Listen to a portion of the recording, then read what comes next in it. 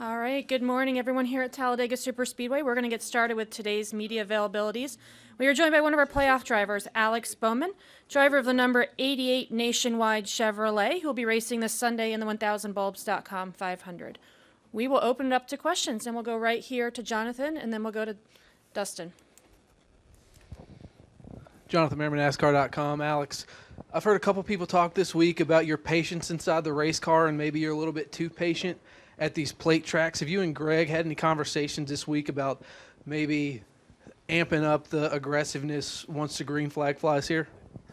Yeah, I mean, we're gonna have some talks here later today about it, and I don't know that I'm necessarily too patient. I saw a stat yesterday. We've led the fourth most laps of anybody this year on speedways, and most of any of the Chevys. So I was a little surprised by that, but we've had really fast cars all year, and I guess I've been pretty conservative, I guess, as far as getting it to the end of the race. So I still got to do that on Sunday because we got to be there at the end to win. But I don't think stage points are going to help us make the transfer the next round. I think a win's going to have to get it done, and we got to do what it takes to make that happen.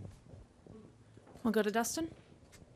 Dustin Long, NBC Sports. Alex, with being the last Hendrick car eligible to advance to the next round of the playoffs, with Chase already in, what level of help do you expect to get, or should you expect to get from your teammates this weekend? Yeah, I don't really know. Obviously, it's a new situation for me, and I've kind of been on the other side of it coming here in 2016 when the other cars weren't locked in. And I wasn't in the playoffs at all, obviously. So, you try to help out or cut them breaks when you can. But now being the only guy, it's definitely a different situation. I don't know what will or won't happen. It's really tough to say. I'm appreciative of any help they give me, and I'll take what I can get. But I don't know exactly what that's going to be. I mean, we've had situations where just the four of us have tried to work together before. And we've never been able to make it work like some of the other manufacturers have. So we have some work to do just to get all that ironed out, let alone trying to push one car to the front. Any additional questions for Alex? We'll go to Reed on the far right. Reed Spencer with NASCAR Wire Service. Obviously, your organization made big news this week. Do the changes affect you at all in terms of the way things operate? I would say a little bit in that obviously Darian's moving to a different position, and Kevin's coming on board. So I know Kevin a little bit from when I was at JRM, and just kind of working closer with him will be neat. But the four of us work pretty closely together. The four teams do. So some new faces, or a new face there. Chad moving over to a different car and all that. So it'll be a little different, but not really much different. It won't affect the 88 team. All our people are going to stay the same and all that. So, I think it's an interesting move for sure. I'm excited to see how it plays out. I'm excited for Jimmy and for William and Chad and everybody involved. It's going to be pretty cool to watch. Anything additional? We'll go back to Dustin. Dustin Long, NBC Sports. A couple things. What has, since this is your first time through the playoffs in this situation, as we're getting to the halfway point, what's kind of stood out? What's maybe a little bit different than what you thought, and what you thought? The thing that stood out to me was just going into the Roval, the stress and the pressure of it. We weren't in a great points position, and I'm not a road racer by any means, so I was probably it was one of the most stressful weekends of my career. Just a lot of pressure going into that, and fortunately enough, we were able to have a good, solid couple days there and not tear anything up and get a good finish. So that was really surprising to me because I'm typically not one to let a lot of pressure get to me, but in that situation, it definitely did. Other than that, I mean, it's really just more races. I mean, we approach races the same way we've approached them all season long. I feel like we've been able to step our program up. We don't have much to show for it, unfortunately. We were really strong at Vegas and Richmond and didn't get good finishes at either. we took a pretty bad day at Dover and had it turned around to going to end up being a good day, and don't have much to show for that either. So I'm just proud of my team and how much I feel like we've been able to step up over the course of the year and how much stronger we've been able to get. Also, with the first half of this playoffs, it's certainly been a wide variety of tracks. After this weekend, it gets to 3 of the last 5 are on 1.5-mile tracks. How might that change the complexion from the first half being a roval, a 1.5-mile short track, a mile high bank, to 3 of the last 5 then being 1.5 miles? How does that change things, and how might that change who's strong, who's not? Yeah, it's tough to say. Obviously, the big 3 have been pretty dominant on the 1.5 miles, but I feel like we've done a ton of progress to our 1.5 mile program. We were a solid 3rd place car in Vegas this year, which I mean, after the first Vegas race, I never thought we'd go back there and be that strong. So it was cool to be able to do that. But yeah, it'll be interesting to see whose 1.5 mile program is where. Kansas is kind of an interesting place, being a repave. Texas as well, being a new configuration. So they're kind of interesting 1.5 miles. They're not the normal ones, but no, I'm looking forward to the next couple races. I think if we can make the round of 8, there's some really great racetracks for us, especially going up to Martinsville and Phoenix, but we got to get there first. Anything final for Alex? All right, Alex, thanks for joining us. Good luck on Sunday. Thanks, guys. All right, we're going to continue with our media availabilities here at Talladega Superspeedway in advance of tomorrow's 1000bulbs.com 500. We are joined by Chase Elliott, driver of the number 9 NAPA Nightvision Lamps Chevrolet, who won last week at Dover and has locked himself into the next round of the playoffs. We will open it up to questions here for Chase. Start here with Bob. Bob Pockris, ESPN. You were a teammate of Casey Kane's for a couple of years. I'm curious how you view his announcement this week that he can't come back, in the sense of, does it concern you that they haven't been able to find a reason for why he's suffering these dehydration issues?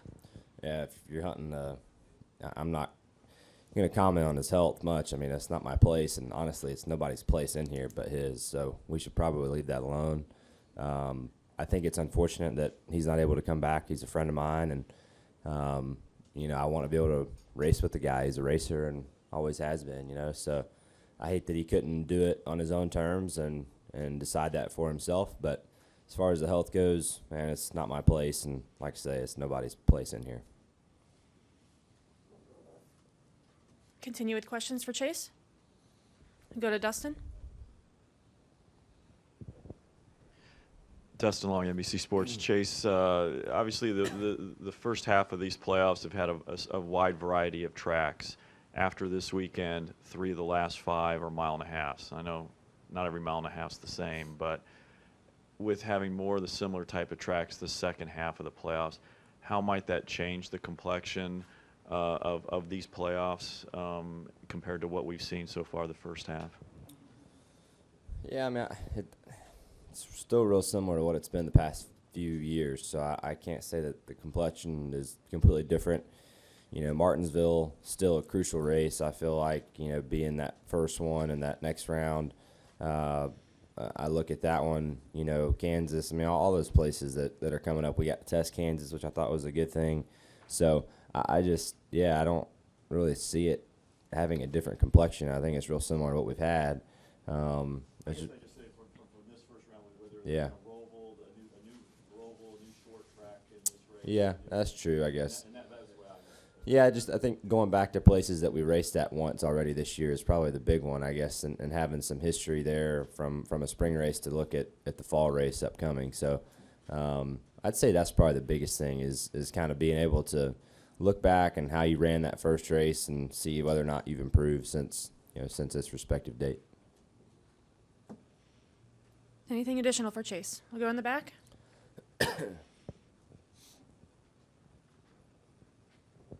Chase, hey, Ben White with the Lexington Dispatch back here in the back. Just give me a thought of it. How much history have you followed about your dad doing so well here at Talladega, and then what would it mean to you to add to that family history? Yeah, he had a great run here for sure. So I don't know. I get the what would it mean question always arises, whether it's in reference to him or in general as to what it would mean to do this or that. And honestly, man, I don't know because I haven't done it. So until you're in those positions and you are able, if you are lucky enough to do something like that, I think you embrace it then if you're able to pull it off. But I have no idea what it would mean because I've never been there. We'll go to Jessica, then Dustin and Lee. Jessica Rupp with NASCAR.com. Coming in here with a win, you're safe going into the next round. Does it allow you to take a bit more chances when others are having to be kind of careful to preserve that spot? I think so. In some situations, and they're all kind of circumstantial. I'm not sure that it's anything that you just know, hey, I'm going to do this, this, and this, and my day is going to be better than theirs. That's tough to say because you always come here with the outlook to try to win and run good. It doesn't always work out, or it usually doesn't work out for us, or it hasn't.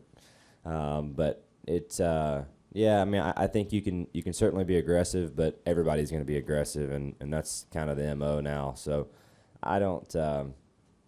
It is nice, just to not have to lose sleep over every point on Sunday, which I think is fantastic, and I've never really been in this position before. My first 2 years we were just barely making it in the first round, to start the playoffs. So this is nice and encouraging, and we have some momentum, and that's a great thing to have this time of year. So I'm looking forward to keeping it going. We're going to go back to Dustin, then Lee and Jonathan. Dustin Long, NBC Sports. Chase, what is your responsibility to helping Alex potentially get in, and what is your responsibility to your team and doing what you need to do? Yeah, I think you you certainly have to weigh that out. I know that if I was in his position, I would certainly want at least my teammates not to hurt my effort. And you don't want to impede that progress. But I feel like the boss has always kind of been a race win guy, and I don't think he's ever going to let something like that pull me out of a potential contention to win, or me laying over to let him win. I mean, that stuff is, to me, never really been the topic of conversation at Hendrick since I've been there. And but I think the topic will probably be more along the lines of just try not to hurt one another and try to help him when we can. And I'm certainly open to doing that. If he can move on as well, that does nothing but help all of us in our company. So I hope he makes it. We'll go to Lee. Lee Spencer, Racing Boys. Chase, Alex was in here earlier, and he said it's been really difficult for the Chevrolets to get together and get a train going the way the Fords have in the past or the Toyotas have in the past. First of all, do you have a theory on that? I don't really. I've seen that strategy and those things.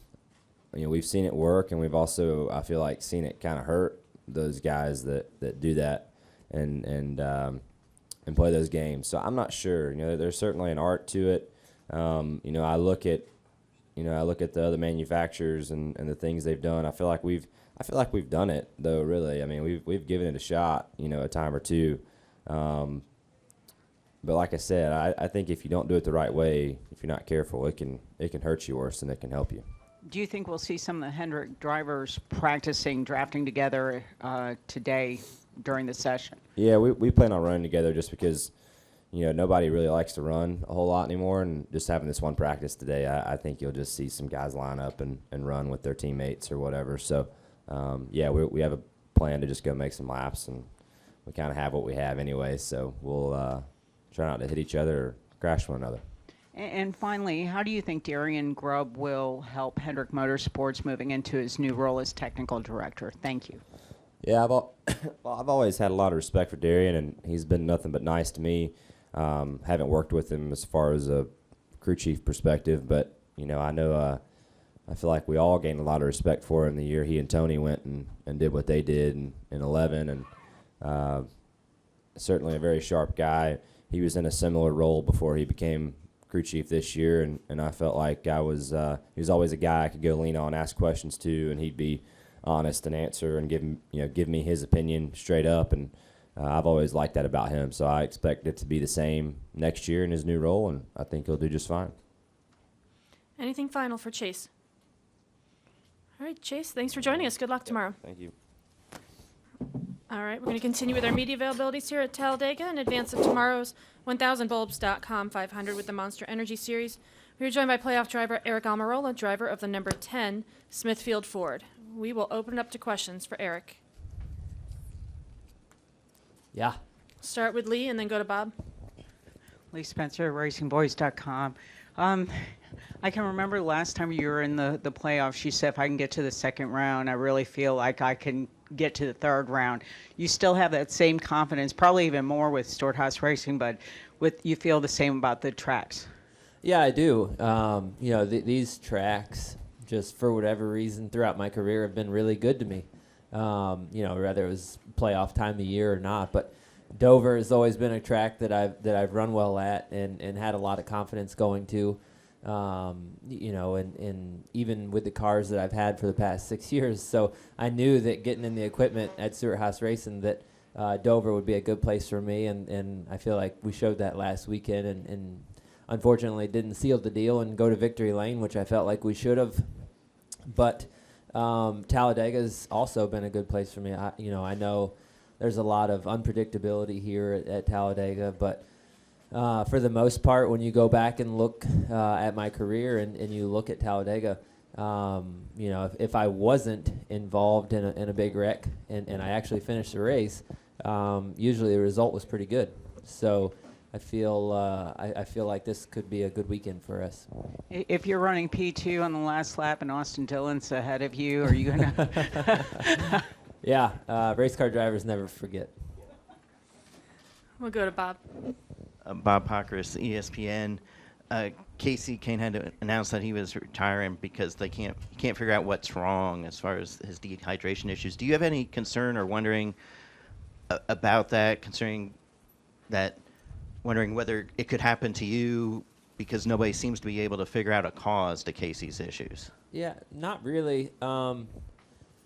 I feel like that everybody is so, has different things that are specific to that individual. You've seen race car drivers that have major back problems, and then other guys race their whole career and never have any issues. You see guys that, have issues like Casey's had, or you see guys that end up with concussion issues that, and then other guys don't. I feel like it's very specific to the individual, and I wish Casey nothing but the best, and I hope that they do figure out, what is the situation. But for me, all I can go on is a personal basis for myself, and I feel like I'm in great shape. I do a lot to stay physically fit. I'm pretty in tune with what I need for hydration. Over the last probably 10 years of my career, I've worked with different sports nutritionists and physical conditioning coaches and cycling coaches and a lot of different people that have a lot of knowledge about the human body and how to make it perform at its best. And I've gained a lot of knowledge from all those people that I've worked with. And all I can say is that I put that to best use for myself, and it works for me, what I do. And that's very specific. I know a lot of other people in the cycling world or that run marathons and stuff, and everybody does something a little bit different, specific for them. But for me, I've honed in on what works for me, and I can get out of the race car and I feel like I can run another 500 miles, or I feel great. I don't ever feel really wiped out after a race unless it's extremely, extremely hot. I'll feel a little bit of the effects from that. But on a normal, everyday weekend, I don't think it's a major issue for me. We'll go to Dustin and then Kenny. Dustin Long, NBC Sports. How do you beat Team Penske here? Well, I think you said it. First is it's about team. You see those cars always run up front, and Joey and Brad are very good at it. But you see all their cars run up front. It's not just Joey and Brad. It is about the team and the cars, because you look at Paul Menard at the spring race here. and was really, really fast. Led a lot of laps. Won stage 2. So when you look at those Penske cars, they're just fast when you come to restrictor plates. They've got something figured out that makes them really good. And then obviously, Joey and Brad execute on the racetrack to put themselves in position to win. But I think it'll be about teamwork, and the one good thing that we have going for us at Stewart-Haas Racing is we have the same horsepower. When you come to restrictor plate races, you feel like you have a leg up on the competition when you have Doug Yates engines in your race car. That makes a big difference. They put a lot of effort into every engine that goes in our race cars, but I know Doug loves restrictor plate racing because he's won a lot of races and got a lot of checkered flags from a lot of restrictor plate tracks. So that's one thing we have going in our favor, and then the rest is really how we execute the weekend and what we do with the race cars getting ready for the race, and how our pitch strategy is and how we call the race. And then we'll just have to see, in the past that most of these restrictor plate races for the last several years, the Fords have done a really good job of working together. All those blue ovals seem to work together, help each other out, line up, pit together, do all those things. So we'll see. Hopefully a blue oval will make it to victory lane, and hopefully it'll be our Smithfield one. Somebody's going to win bacon for life. Did you know that? That's our promotion this weekend. So, yeah, we've got a pretty cool paint scheme this weekend. It's the Bacon for Life Smithfield Ford Fusion. So, promoting what we have going on with the Bacon for Life promotion. If you go to your local grocery store and pick up a package of Smithfield bacon that has the Bacon for Life symbol on it, and you go online to smithfield.com/bacon for life, you're going to be entered into a opportunity to win literally bacon for the rest of your life. So Dustin, get to your local grocery store, bud. And one other thing, Aric, is restrictor plate racing is always viewed as such a wild card or a random type of event. But when you see, like the Penske cars have done so well, we've seen Hendrick in the past, the DEI cars, how much of it of restrictor plate racing is really a randomness, or has it become less and less of that over the years? And if so, why is that from your perspective? Yeah, I think it has. There's an element of randomness just because you don't know where the wreck's going to happen, right?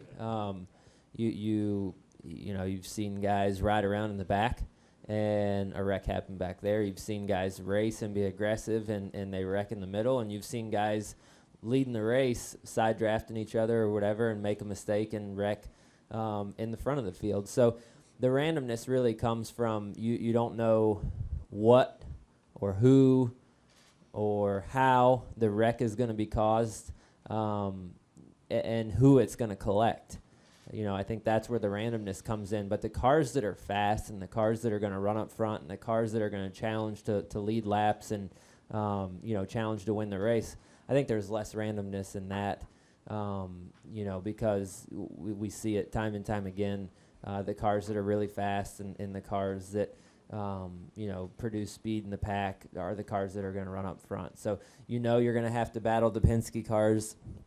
I think all 4 Stewart-Haas racing cars have been good at the restrictor plates when you look back over the last several years. And specifically for us with the 10 team, we had a shot to win the Daytona 500. Our car was really fast. Kurt and Kevin ran up front most of the Daytona 500, and coming back here in the spring, same thing. A lot of our Stewart-Haas racing cars ran up front and challenged to lead laps. So I think when you look at it, the Stewart-Haas racing cars, the Penske cars, the Gibbs cars will be good. The Hendrick cars have been kind of hit and miss over the last couple years on restrictor plate racing, so you never know what they'll bring to the racetrack, but I'm sure they'll be fast. So we'll just have to wait and see. Like I said, I think the randomness comes in play with just who and how the wreck happens and who gets involved. Thank you. Go to Kenny. Kenny Bruce with KennyBruce.net. I'm going to skip the Bacon for Life question. Oh, man. Is that like the lottery where you can take it all at once, but you get less? Or No, I think it is. You only get selected to get bacon for the rest of your life. So I think the details are online, like I said, at smithfield.com/bacon for life if you want to learn more, Kenny. But you literally get packages of bacon sent to your house for the rest of your life. all right, you talked about nutrition, working with trainers and stuff like that. Have you ever worked with a sports psychologist? And is Talladega a track where you would want to go get a tune-up before? I'm scared to work with any sort of psychologist about what they would tell me about my brain. I haven't. There are. I throughout my career have gone and gone through spells where I look up motivational quotes and post them on my mirror, on my bathroom, at home or whatever, so you see it every morning. Or I've gone through, times where, different things to try and motivate yourself. But I've never worked with an actual sports psychologist. I know some guys have, and I know that's big in, like, the golfing community, and I know it's big in, like, tennis and other individualized sports. But I have not. I think coming into Talladega, you do have to have the right mindset. I think that is important, coming in here with the right frame of mind and being positive about it and being excited. I feel like you're already beat if you come here thinking, oh, man, why did I sign up to do this? We're just going to wreck, and this is ridiculous, and I hate restrictor plate racing. If you come in with that mindset, I feel like you're already beat. But, for me, I've had enough success here that I don't come in with that mindset. I come in with the mindset here of I can win this race. We can come here and we can win, and we'll we're gonna run up front, and we're gonna score stage points, and we're gonna have fast cars. So previous success I feel like always helps the mindset come into different racetracks, and for me, Talladega has been a place where I've had success. Any additional questions for Aric? We'll go back to Lee. How long did it take you to get over Sunday? Because, I mean, it was Yeah. heartbreaking seeing you standing outside the car, and I'm just wondering, it was just so close. And Yeah, I feel like obviously Sunday night was rough, pretty frustrated, and just a bunch of emotions all at once. Just because you feel like you're so close, and same thing at Loudon, so close, and just in Chicago, and so close, and having a fast car, and not getting to victory lane, and wanting it so bad. Like, I think that's the worst part, is like when you go into it with low expectations, and you're not a dominant car, and then all of a sudden you pop up and you're running up front, and it gets taken away. You're like, well, shoot, we could have won that one. But like when you're the dominant car and you're leading laps, and you're running up front, and you really feel like you've got a shot to win, and it gets taken away, that there's a lot of emotions that go through that, and just frustrated and mad and sad and angry, and all those things all at the same time. So I was upset Sunday night, some of Monday, and by midday Monday I was already focused on Talladega. I'd already been on the phone several times with Johnny, my crew chief, and Tuesday morning got up and was at the shop bright and early at the shop, and seeing the guys. And once you see the guys and see that everybody else is over it, and they're already working on Talladega cars, and Dover's over, and everybody's focused on making sure our Talladega cars prepared and ready and fast, your mindset just shifts, and you can't, like in this sport, I think the only race you can really relive for any length of time is Homestead, and then after that, because there's not another race. But for us, that's one thing that's kind of nice, is that whether you win, lose, or draw, by Tuesday you're already focused on the next race. So for me, that was the same. By Tuesday morning we're already focused on Talladega, and talking about strategy, talking about the cars, talking about everything we need to do to get ready for this race. And we're only 10 points out. I think we went to Richmond The second race of the first round, I think we were 7 points out, and then we left Richmond 23 points to the good. So, this could be a great weekend for us, and could be just what we need to get out of here, and whether we win or score a lot of points and put ourselves in good position to get ready to go to Kansas.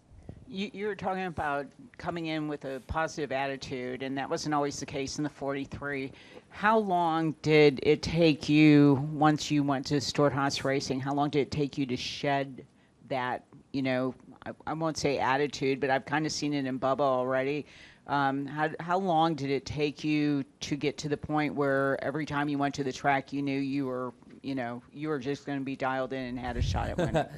From the day that we made the announcement that I was going to go there, I think it's evident. Like, as a race car driver, all you can ask for is the car that you get in be the best, and when I worked on all my own stuff, my late models and all those things back home, that was what I strived for. I worked, till midnight, 2 a.m., almost every night during the week on my late model to make it the best that I knew how to make it, and then would get up the next morning and go to school, and then do the same thing again that next night. And the guys that left their cars on the trailer from when they got home from the weekend before, took it out Friday, worked on it, cleaned it up, and took it back to the track on Saturday, we whipped their butt because we were prepared and we had the best race cars, and I put the work and the effort, and my grandfather obviously helped with the resource side of it. And I feel like, showing up to the racetrack with the best race car puts you at an advantage already. And then the driver and team got to go do their part. And that's, it's very evident that Stewart-Haas Racing is probably one of the best, if not the best team in the garage area. So showing up there, to the shop and seeing the amount of effort and resources and things that they have to make race cars go fast, I knew I was going to show up to the racetrack every week with a car capable of winning. And when you know that and you see it with your own eyes, you just get excited about going to the racetrack, and you don't even care what racetrack it is. You know that every track that you go to, you're going to have a fast race car, and they're going to have the tools and the things that they need to make the cars fast. And if they don't, if you're off one weekend, they know exactly what's wrong. They know where to go find it, how to fix it, and how to get it implemented into the cars as soon as possible. And that, as a race car driver, that's a dream come true. Yep. All right, Aric, thanks for joining us. Good luck tomorrow. Thanks.